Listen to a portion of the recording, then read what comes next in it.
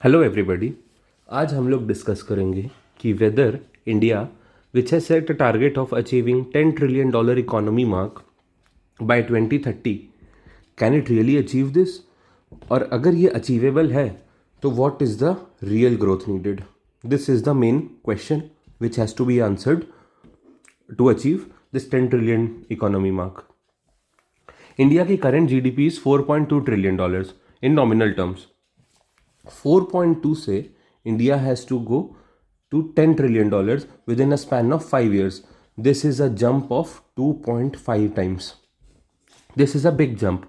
So इस jump के लिए हमको एनालाइज करना होगा कि इंडिया को कितनी ग्रोथ रेट हिट करनी है every year to achieve this target. Using the simple CAGR formula I found out कि 19% is the compounded growth rate in nominal GDP required for India to become $10 trillion economy. So 19% एक बहुत बड़ा number होता है। India अभी Q2 में it has grown at 8.2% और हमें ग्रोथ चाहिए 19% की। सो लेट्स एक्सप्लोर कि क्या ये पॉसिबल है, because the catch here is nominal GDP। Let's explore nominal GDP। Nominal GDP के 3 पार्ट होते हैं। First is real growth, second is inflation rate, third is currency valuation. तो बिकॉज हम लोग इसको फाइंड आउट करेंगे तो let's discuss on these two. So first is inflation rate. Inflation rate होता है आसान भाषा में महंगाई दर। इंडिया में महंगाई दर अप्रॉक्सीमेटली 5 to 6% रहता है every year. Now let's see currency valuations. This creates the catch. Currency valuation creates the catch. Let's understand it with a simple example. Suppose India की जीडीपी है ₹100। Case A $1 is equal to ₹50, case B $1 is equal to ₹40। अब हम लोग GDP calculate करते हैं India की US dollar के terms में।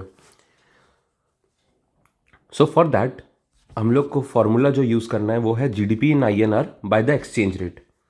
तो GDP in INR is 100, it is constant, यहाँ पे 100 आ गया।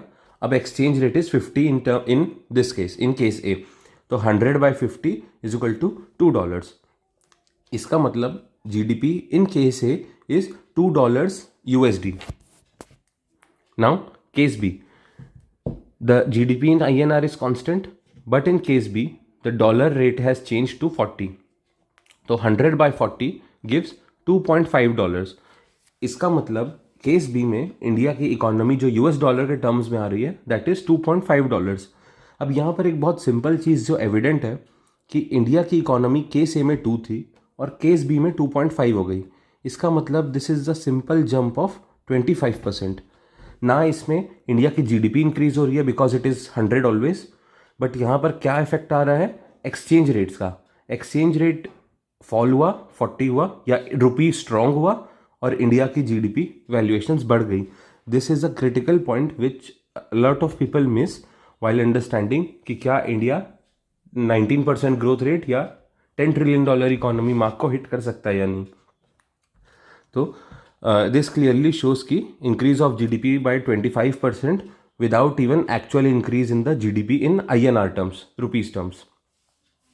अब GDP valuations, currency valuations affects GDP in 2 to 3% approximately. तो अब हम लोग एनालाइज करते हैं कि what is the real growth needed. Using this simple formula, nominal GDP is equal to real growth plus inflation plus currency valuation. 19% required है, real growth हम लोग को फाइंड आउट करनी है। इन्फ्लेशन को मैंने 6 लिया है, करेंसी वैल्यूएशन को 3 लिया है। Real growth needed is 19 minus 9, 10%। So India को on an average every year approximately 9 to 10% पर ग्रो करना होगा इन रियल टर्म्स, ताकि हम लोग $10 ट्रिलियन इकोनॉमी का मार्क अचीव कर सकें 2030 तक, which is a huge task. So currently INR has fallen against US dollar to ₹90. So will this affect our GDP valuations? 100%. Because मैंने एग्जाम्पल में समझाया कि अगर GDP अगर ₹40 था, अगर ₹40 था एक्सचेंज रेट, तो हमारी GDP आ रही थी 2.5, और अगर ₹50 हो गया तो हमारी GDP आ रही थी 2। तो यहाँ पर जितना हमारा रुपी स्ट्रांग होगा उतनी हमारी जीडीपी की वैल्यू बढ़ेगी। So this is going to increase, so this is going to negatively affect our GDP. This rupees 90 is negatively affecting our GDP, and we should be mindful of that. So this is the end of the video. Thank you for watching, and do let me know if you have any doubts in the comment section, and please give honest reviews in the comment sections. Thank you.